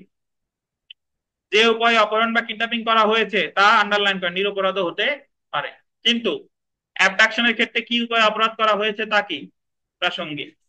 অ্যাবডাকশনের ক্ষেত্রে অবশ্যই জোরপূর্বক বাধ্য করা বা কোনো প্রতারণামূলক উপায়ে প্রলুব্ধ করা থাকতে হবে, কিন্তু এমন বল প্রয়োগ, এমন অল্প বল প্রয়োগ কিডন্যাপিং এর ক্ষেত্রে প্রয়োজন। বুঝতে পারছেন? বয়সেরটা আর বললাম না, কিডন্যাপিং এর ক্ষেত্রে একটা বয়সের সীমাবদ্ধতা আছে, বাট অ্যাবডাকশনের ক্ষেত্রে কোনো বয়সের সীমাবদ্ধতা নাই। অভিপ্রায় দেখেন, অভিপ্রায় কিডন্যাপিং এর ক্ষেত্রে অভিপ্রায় সম্পূর্ণ অপ্রাসঙ্গিক, কিন্তু অ্যাবডাকশনের ক্ষেত্রে অভিপ্রায় কি বিষয় প্রাসঙ্গিক। সম্মতি, কিডন্যাপিং এর ক্ষেত্রে কখনো সম্মতি থাকে, কখনো থাকে না। ধরেন পাগল যদি সম্মতি দেয়, বা 16 বছরের কম বয়স্ক মেয়ে বা 14 বছরের ছেলে যদি সম্মতি দেয়, এই সম্মতির কোনো দাম নাই। কিন্তু অ্যাবডাকশনের ক্ষেত্রে সম্মতি ছাড়া হবে, আর সম্মতি আদায় করলেও সেটা প্রলুব্ধ করে। এই হচ্ছে কথা। তাহলে আমরা সাজায় চলে আসি। দেখেন তাহলে আমরা একটা জিনিস দেখেন, কিডন্যাপিং এর প্রকারভেদ বললো 359, দুই প্রকার। বাংলাদেশ থেকে কিডন্যাপিং 360, আর আইনানুগ অভিভাবকত্ব হতে 61। আর অ্যাবডাকশনের সংজ্ঞা দিল কত? 362। এবার আসি শাস্তিতে আসি। দেখেন 363 দেখেন, মনুষ্য হরণের শাস্তি মানে কিডন্যাপিং এর শাস্তি যে কোনো বর্ণনার কারাদণ্ড, যা 7 বছর পর্যন্ত হতে পারে এবং অর্থদণ্ড। এখন যদি আপনাকে বলে যে কিডন্যাপিং এর সাজা কি, তাহলে উত্তর 7 বছর পর্যন্ত কারাদণ্ড এবং অর্থদণ্ড।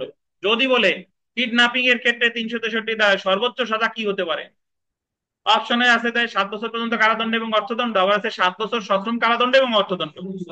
তাহলে কোনটা? 7 বছর সশ্রম কারাদণ্ড এবং অর্থদণ্ড। আচ্ছা, 364 ধারাটা আমরা দেখবো। গোল্ডেন, খুন করার উদ্দেশ্যে, খুন করা, কোন শব্দটা গোল্ডেন?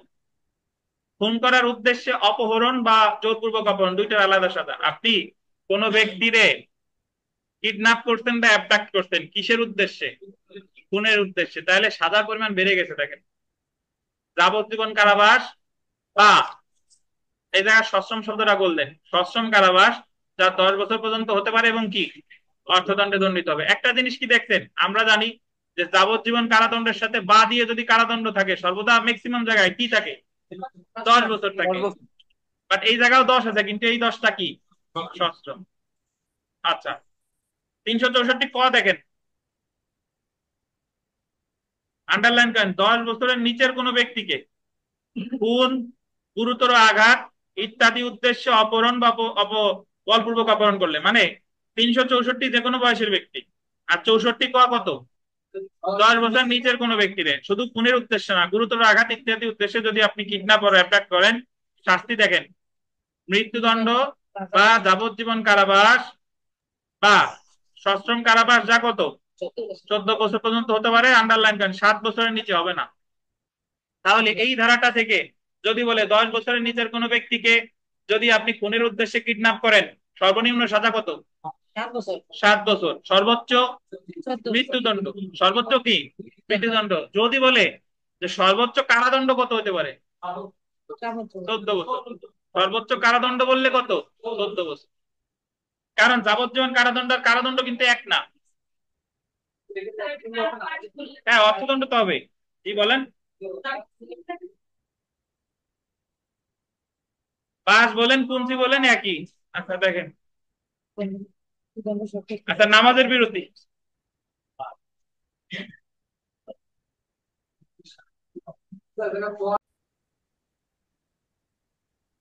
তাহলে আহ খুন করার উদ্দেশ্যে যদি অপহরণ করে 364 ধারায় যাবজ্জীবন কারাবাস বা 10 বছর সশ্রম এবং অর্থদণ্ড। আর যদি 10 বছরের নিচের কাউকে খুন বা গুরুতর আঘাতের উদ্দেশ্যে করে, অপহরণ করে বা অপহরণ করে, সেক্ষেত্রে মৃত্যুদণ্ড বা যাবজ্জীবন কারাবাস বা সর্বোচ্চ 14 বছর কারাবাস আর সর্বনিম্ন 7 বছর।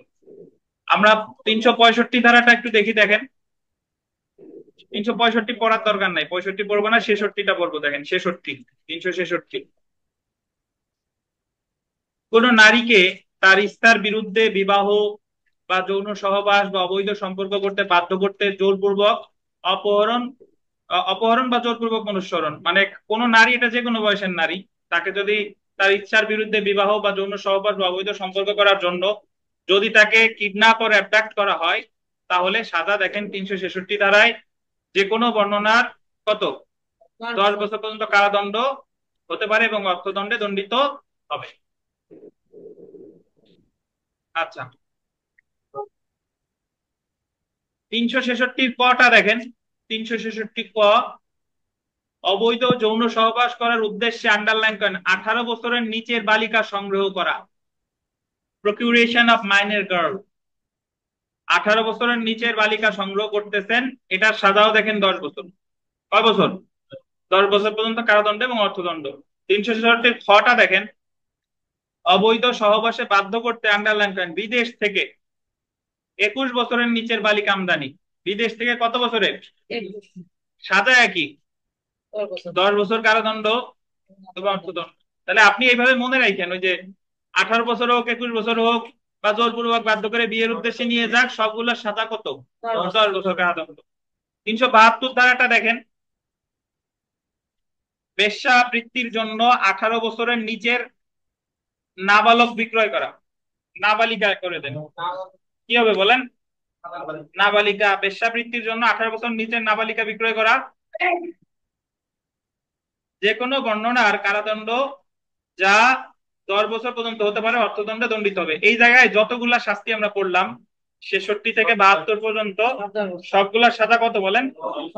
10 বছর। আচ্ছা, একটা ধারা লেখেন, ধারা 374। ধারা 374, বেআইনি বেআইনি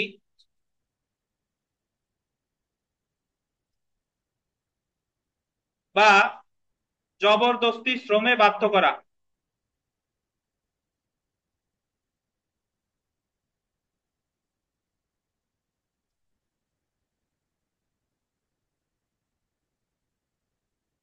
বেআইনি বা জবরদস্তি শ্রমে বাধ্য করা, সাজা লেখেন 1 বছর বা অর্থদণ্ড বা উভয়।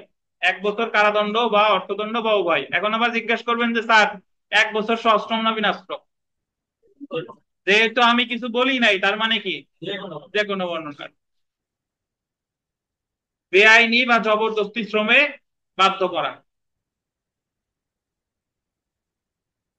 এটা কত দাঁড়ায়?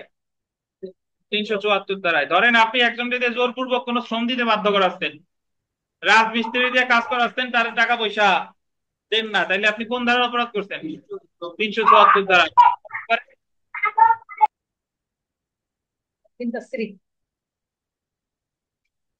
আচ্ছা, তিনটা স্ত্রীর সাথে আপনার আজকে কথা বলাই দিবানি, নাম তো বুঝতে পারতেছেন না, ওই জায়গায় আসতে দাঁড়ান। আচ্ছা, এই বিন্দা স্ত্রী বুঝতে পারছেন? বলেন তুষার, জি বলেন। স্যার। জি স্যার। স্যার বেআইনি বা জবরদস্তি শ্রমে বাধ্য করার সাজাটা আরেকবার যদি বলতেন স্যার। 1 বছর, 1 বছর কারাদণ্ড বা অর্থদণ্ড বা উভয়। 1 বছর কারাদণ্ড বা অর্থদণ্ড বা উভয়। জি স্যার। আচ্ছা, তাহলে ভাই দেখেন, আমরা এই জোরপূর্বক এই এই ধারাগুলো আপনি বারবার চোখ বুলাবেন। সাধারণত এখান থেকে এই ধরনের পরীক্ষা যদি প্রশ্ন আসে, এইভাবে আসতে পারে যে কোনো নারীকে তার ইচ্ছার বিরুদ্ধে বিবাহ করার উদ্দেশ্যে অপহরণ করলে সাজা কি? 10 বছর। 18 বছরের নিচের বালিকা সংগ্রহ করলে সাজা কি? 10 বছর। তারপরে বিদেশ থেকে 21 বছরের নিচে বালিকা আমদানি করলে সাজা কি? 10 বছর। তো এই ধরনের, বা ওই যে বেশ্যাবৃত্তির উদ্দেশ্যে 18 বছরের নিচে নাবালিকা বিক্রয় করা, সাজা কি? 10 বছর। আমরা জেনে রাখা ভালোতে যা যা আছি এগুলো আর পড়তেছি না, এগুলো আমরা জানি। দেখেন বিগত বছরের প্রশ্ন দেখি যে দণ্ডবিধি অনুসারে মনুষ্য হরণ বা পাচার কত প্রকার? কয় প্রকার?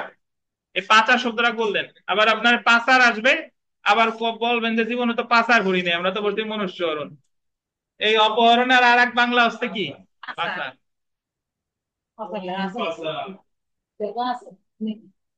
কি লেখা নাই? কি দেখি দেখি।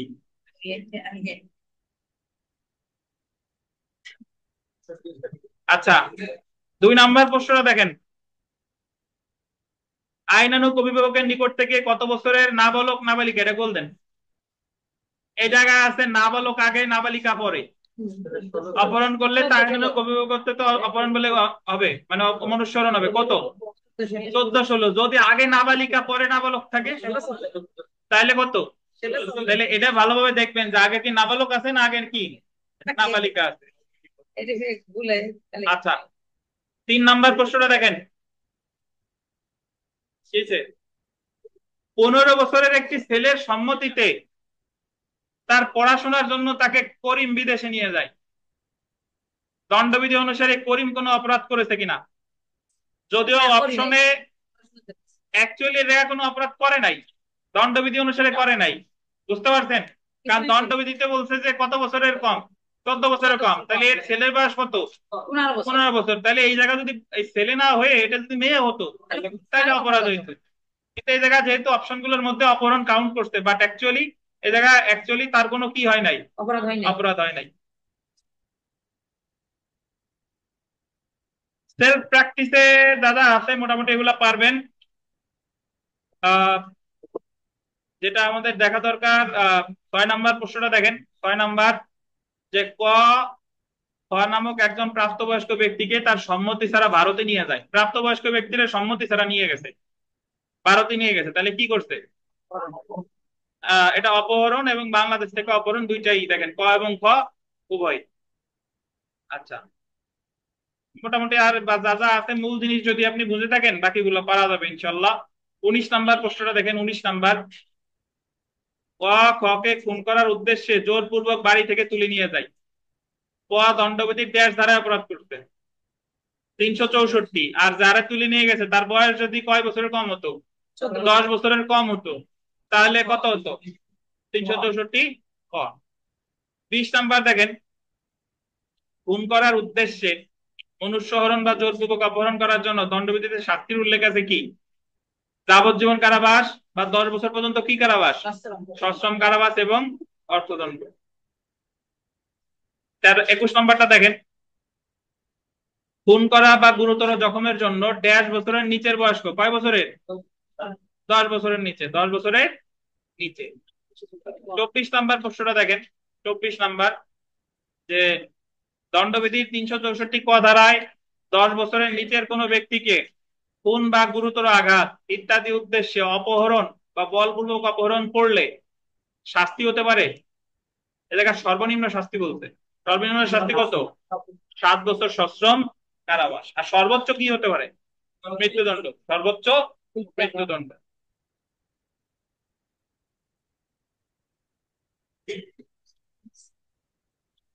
আচ্ছা আমরা এখন চলে আসবো দেখেন ধর্ষণ বা রেপ।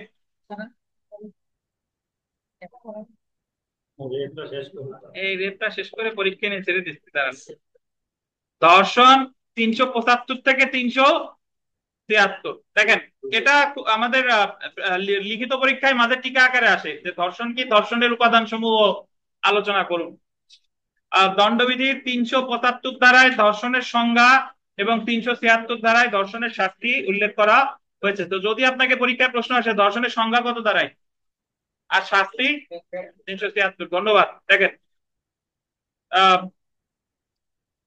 375 ধারায় ধর্ষণের উপাদান, দণ্ডবিধির 375 ধারায় ধর্ষণের গোল দিবেন 5টি উপাদান উল্লেখ আছে। পরীক্ষা যদি প্রশ্ন আসে যে ধর্ষণের উপাদান কয়টি? 5টি। কোন পুরুষ ধর্ষণ করেছে বলে গণ্য হবে যদি সে নিম্নলিখিত প্রেক্ষাপটে কোন নারীর সাথে যৌন সহবাস করে। 1 নাম্বার তার ইচ্ছার বিরুদ্ধে, এগেইনস্ট হার উইল। 2 নাম্বার তার সম্মতি ছাড়া, উইদাউট হার কনসেন্ট। এখন আপাত দৃষ্টিতে আপনার কাছে ইচ্ছার বিরুদ্ধে আর সম্মতি ছাড়া এক লাগে, বাট অ্যাকচুয়ালি এক না। ইচ্ছার বিরুদ্ধে ধরেন তার সে সজাগ ছিল, পরিপূর্ণ সেন্সে ছিল, তার ইচ্ছার বিরুদ্ধে তার সাথে যদি যৌন সহবাস করা হয় সেটা হলো ইচ্ছার বিরুদ্ধে।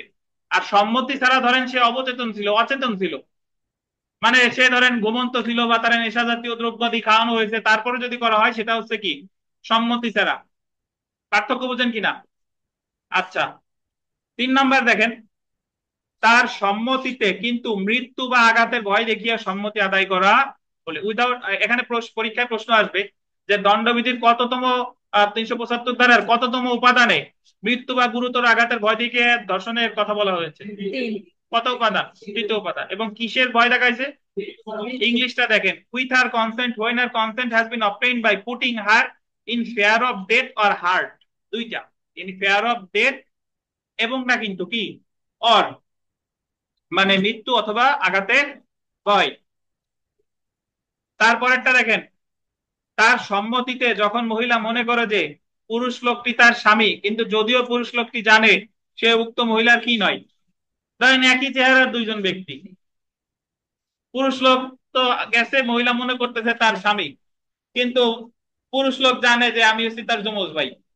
এটা বলা যেতে পারে এটাও সে কি করেছে বলে গণ্য হবে, ধর্ষণ করেছে বলে গণ্য হবে।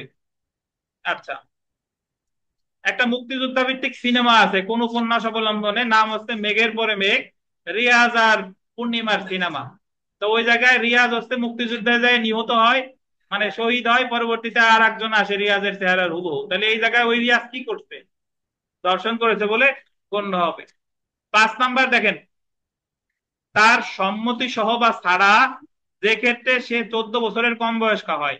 মানে 14 বছরের কম বয়স্কা নারীর সম্মতি থাকুক থাকলেও কিছু হবে না, সম্মতি থাক বা না থাক, পুরুষ লোক কি বলে দর্শন করেছে বলে গণ্য হবে। তাহলে এখানে আমরা দর্শনের উপাদান পেলাম 5টা। ইচ্ছার বিরুদ্ধে, সম্মতি ছাড়া, ভয় দেখাইয়া, কিসের ভয়, মৃত্যু আর আঘাতের ভয়, যে ক্ষেত্রে মহিলা জানে সে তার স্বামী বা ওই পুরুষ জানে সে তার ওয়াইফ না।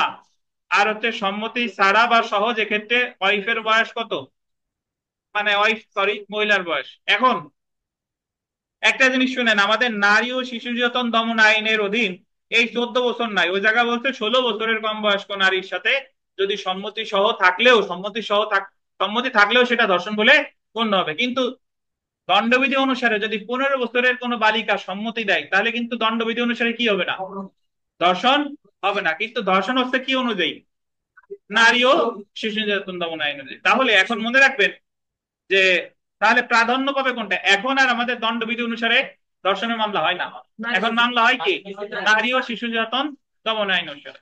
এটা খেয়াল রাখেন। বাট আমাদের যেহেতু পরীক্ষায় মানে দণ্ডবিধিটা আছে, এটা আমাদের কি জানতে হবে। আচ্ছা, আমরা বিধিবদ্ধ ধর্ষণ বা স্ট্যাটিউটরি রেপ এটা একটু পড়ি দেখেন। 375 ধারায় 5ম দফায় আন্ডারলাইন করেন বিধিবদ্ধ ধর্ষণ বা স্ট্যাটিউটরি রেপ সম্পর্কে আলোচনা করা হয়েছে। যেক্ষেত্রে 14 বছরের কম বয়স্ক কোন নারীর সাথে সম্মতি সহ বা ব্যতীত যৌন সহবাস করা হয়, সেই ক্ষেত্রে উক্ত যৌন সহবাস স্বয়ং একটি ধর্ষণ। কারণ এই ক্ষেত্রে সম্মতি ছিল কি ছিল না সেটা বিবেচ্য বিষয় না। যদিও দণ্ডবিধি 375 ধারায় ধর্ষণের ক্ষেত্রে বয়স এজ অফ কনসেন্ট 14 বছরের কম উল্লেখ করা হয়েছে, কিন্তু 14 বছর উল্লেখ করা আছে, কিন্তু সম্মতির বয়স আন্ডারলাইন করেন, আপনাদের নতুন বইতে হালকা পাতলা চেঞ্জ থাকতে পারে। নারী ও শিশু নির্যাতন দমন আইন 9-1 ধারা অনুসারে সংশোধন করে 16 বছর করা হয়েছে। অর্থাৎ যে বয়সটা দণ্ডবিধিতে 14, সেই বয়সটা নারী ও শিশু নির্যাতন দমন আইনে কত, 16। এবং নারী ও শিশু নির্যাতন দমন আইন 2009-1 ধারায় বিধান করা হয়েছে, যদি কোনো পুরুষ বিবাহ বন্ধন ব্যতীত 16 বছরের অধিক বয়সের কোন নারীর সাথে সম্মতি ব্যতি রেখে, 16 বছরের বেশি হলে তো তার সম্মতি ছাড়া হইতে হবে, বা ভীতি প্রদর্শন বা প্রতারণামূলক ভাবে তার সম্মতি আদায় করে, বা 16 বছরের কম বয়স্ক কোনো নারীর সাথে তার কি সম্মতি সহ বা সম্মতি ব্যতি রেখে যৌন সঙ্গম করে, তাহলে উক্ত নারীকে ধর্ষণ করেছে বলে গণ্য হবে। এখন আমরা চলে আসি, তাহলে যদি আপনার পরীক্ষায় আসে যে 375-এর কত নাম্বার উপাদানে স্ট্যাটিউটরি রেপ বা বিধিবদ্ধ ধর্ষণ সম্পর্কে বলা হয়েছে, কত উপাদানে, 5ম। ধন্যবাদ। তারপরে আসি দেখেন বৈবাহিক ধর্ষণ বা ম্যারিটাল রেপ, নিজের স্ত্রীর সাথে ধর্ষণ। আচ্ছা শুনেন, নিজের স্ত্রীর বয়স যদি 13 বছরের কম হয়, তাহলে আপনি ধর্ষণ করেছেন বলে গণ্য হবে। তবে যদি স্বামীকে শাস্তি দিতে হয়, স্ত্রীর বয়স হতে হবে কত, 12 বছরের কম। এখন একটু পড়ি দেখেন, কোন পুরুষ কর্তৃক নিজের স্ত্রীর সাথে যৌন সহবাস ধর্ষণ বলে গণ্য হবে না যদি না স্ত্রীর বয়স 13 বছরের নিচে হয়। অর্থাৎ সম্মতি সহ বা ব্যতীত নিজের স্ত্রীর সাথে যৌন সহবাস ধর্ষণ হতে পারে যদি নিজের স্ত্রীর বয়স কত বছরের নিচে হয়, 13 বছরের নিচে হয়। এখন পরেরটা দেখেন, বৈবাহিক ধর্ষণ বা নিজের স্ত্রীর সাথে ধর্ষণের শাস্তি। বৈবাহিক ধর্ষণের ক্ষেত্রে স্ত্রীর বয়স এবং বৈবাহিক ধর্ষণের শাস্তির ক্ষেত্রে স্ত্রীর বয়সের আন্ডারলাইন করেন সুস্পষ্ট অসামঞ্জস্যতা রয়েছে। 375 ধারা অনুসারে বৈবাহিক ধর্ষণের ক্ষেত্রে স্ত্রীর বয়স হতে হবে 13 বছরের নিচে, মানে আপনি বৈবাহিক ধর্ষণ হইতে হলে স্ত্রীর বয়স কত, 13 বছরের নিচে। কিন্তু 373 ধারা অনুসারে বৈবাহিক ধর্ষণের ক্ষেত্রে আন্ডারলাইন করেন স্বামীকে শাস্তি দিতে হলে স্ত্রীর বয়স হতে হবে কত, 12 বছরের নিচে। তাহলে 13 বছরের নিচে এবং 12 বছরের বেশি বয়সের কোন নারীর সাথে যৌন সহবাস করলে সেটা 375 ধারা অনুসারে বৈবাহিক ধর্ষণ হবে, কিন্তু সেই ক্ষেত্রে স্বামীর শাস্তি কি হবে সেটা 373 ধারায় সুস্পষ্টভাবে উল্লেখ করা হয়নি। যা হোক, 376 ধারা অনুসারে কোনো ব্যক্তি তার নিজের স্ত্রীর সাথে যৌন সহবাস করলে এবং নিজের বয়স স্ত্রীর বয়স 12 বছরের নিচে হলে উক্ত ব্যক্তি আন্ডারলাইন করেন যে কোনো বর্ণনা কারাবাস যা কত 2 বছর পর্যন্ত হতে পারে, অর্থদণ্ড বা উভয় দণ্ডে দণ্ডিত হবে। 2 বছরের নিচে লেখেন জামিনযোগ্য, 2 বছরের নিচে লেখেন জামিনযোগ্য। আচ্ছা, এখন একটা কথা শুনেন, তাহলে আমরা যেটা বুঝলাম যে নিজের 375 ধারায় ব্যাখ্যা বলছে যে স্ত্রীর বয়স যদি 13 বছরের নিচে হয় তাতে স্ত্রীর সম্মতি থাক বা না থাক সেটা দর্শন, বাট স্বামীরে শাস্তি দিতে হলে স্ত্রীর বয়স কত বছর কম হইতে হবে? এখন 12 বছরের নিচে হইতে হবে। প্রশ্ন এসে যায় যে স্ত্রীর বয়স 12 বছরের বেশি 13 বছরের কম, সেটাই কি হবে? সেটা শাস্তির বিধানের জায়গা নাই। এবার আমি কিছু কথা বলি শুনেন। কিছু কিছু বইতে আছে যে জায়গা শাস্তির পরিমাণ উল্লেখ করছে এইভাবে যে 12 বছরের কম হইলে ওনারা ধর্ষণের যে মেইন শাস্তি যাবজ্জীবন কারাদণ্ড আর বা 10 বছর, আর 12 থেকে 13-র মধ্যে হইলে স্বামীর সাজা দিচ্ছে 2 বছর। বাট এটা সঠিক না, এটা সঠিক না। আপনার আমি রেফারেন্স দিই, আমরা এই জায়গাটা পড়তেছি, এটা সঠিক। মানে স্বামীর বয়স স্ত্রীর বয়স যদি কত বছরের কম হয়, 12 বছরের কম হয়, সেই ক্ষেত্রে শাস্তি পাবে। এটা আপনি দণ্ডবিধি বাসুদেব গাঙ্গুলির বই দেখবেন। বাসুদেব গাঙ্গুলি একজন সাবেক বিচারক, বুঝতে পারছেন? তাহলে এছাড়া বিভিন্ন আপনারা অনেক রেফারেন্স দিতে পারি আমি, যার লাগবে অনলাইনে যারা আছেন বা অন্যান্য যারা ভাবেন যে 12 বছরের নিচে হইলে নর্মালি ধর্ষণের সাজা আর 12 থেকে 13 হইলে 2 বছর, আপনাদের ব্যাখ্যাটা সঠিক না। সঠিক হচ্ছে স্বামী সাজা পাবে যখন স্ত্রীর বয়স কত বছরের কম, 12 বছরের কম, আর 12-র বেশি 13 পর্যন্ত এরকম হইলে কোনো সাজার বিধান আমাদের দণ্ডবিধিতে কি নাই, কারণ নিচে হইলে 13 বেশি গেল। সাজা নাই। জি, আচ্ছা দেখেন, আচ্ছা দেখেন, এখন আমরা ধর্ষণের সাজায় আসি। দেখেন,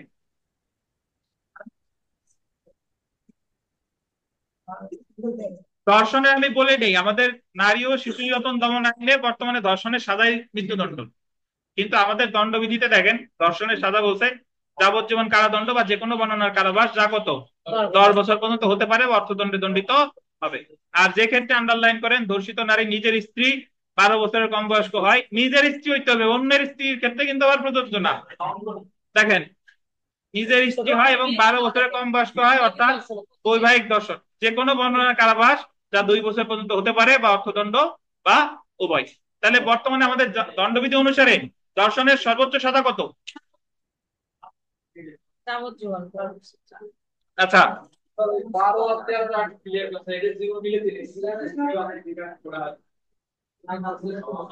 12-13 জীবনে মিলাতে পারেন না কেন?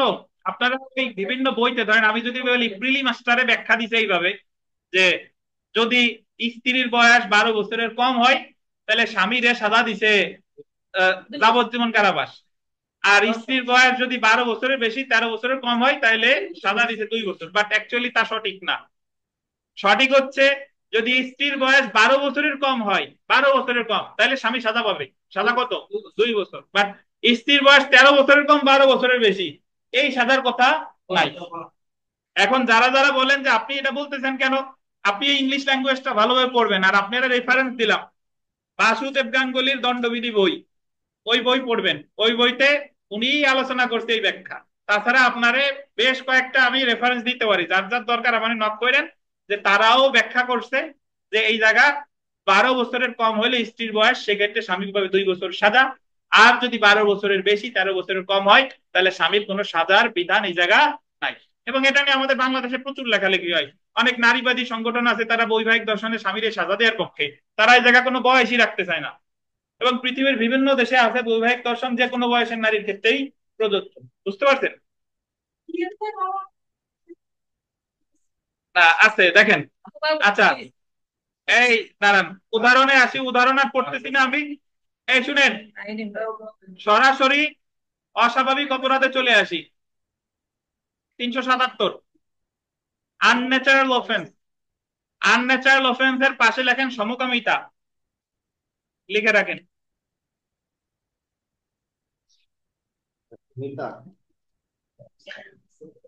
সমকামিতা।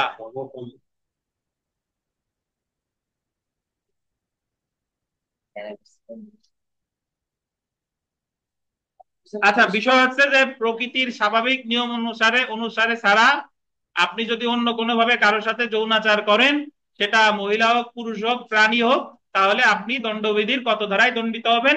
377 ধারায়, সাব কথা। এবং 377 ধারায় সাজা ওই ধর্ষণেরও যে সাজা, এটারও কি সেই সাজা। দেখেন, দণ্ডবিধির 377 ধারায় কোনো পুরুষ, নারী বা প্রাণীর সাথে অস্বাভাবিক অপরাধ যেমন হোমোসেক্সুয়ালিটি, বেস্টালিটি, ব্যাগারি, লেসবিয়ানিজম, সোডমি ইত্যাদি করাকে শাস্তিযোগ্য করা হয়েছে, যা আন্ডারলাইন করেন যাবজ্জীবন কারাবাস বা যে কোনো বর্ণনা 10 বছর পর্যন্ত হতে পারে, এবং সেই সাথে কি অর্থদণ্ড। এখন আহ আমাদের আমাদের দেশে যদি এইভাবে প্রশ্ন আসে, অনেক সময় দেখবেন যে ওই যে মৃতদেহের সাথে কেউ বিকৃত যৌনাচার করে। এখন মৃতদেহের সাথে যদি কেউ বিকৃত যৌনাচার করে, তার আলাদা শাস্তির বিধান কিন্তু আমাদের দণ্ডবিধিতে ওই অপরাধটার নাম আলাদা করে নাই। তাহলে তাকে সাজা দিতে হবে কত ধারায়? এই 377 ধারায়, অথবা যে ধর্ম অবমাননা, ধর্ম অবমাননা। জি, বিগত বছরের প্রশ্ন দেখেন, বিগত বছরের প্রশ্ন চলে আসি। জি, 77, জি। ধর্ষণ অপরাধ সংগঠনের উপাদান হলো কয়টা? অনেক কঠিন প্রশ্ন আসছে। আর মোটামুটি এই সেলফ প্র্যাকটিসে যে প্রশ্ন আছে এগুলো সব পারবেন, করে নিয়েন। আগামী দিন খুবই গুরুত্বপূর্ণ ক্লাস, চুরি, দস্যুতা, বলপূর্বক গ্রহণ, এগুলো আমরা শুরু করবো। আজকে এই পর্যন্ত এই ক্লাস, ধন্যবাদ। কোনো প্রশ্ন থাকলে প্রশ্ন করতে পারেন, না হলে আমাদের এখন ক্লাস টেস্ট হবে।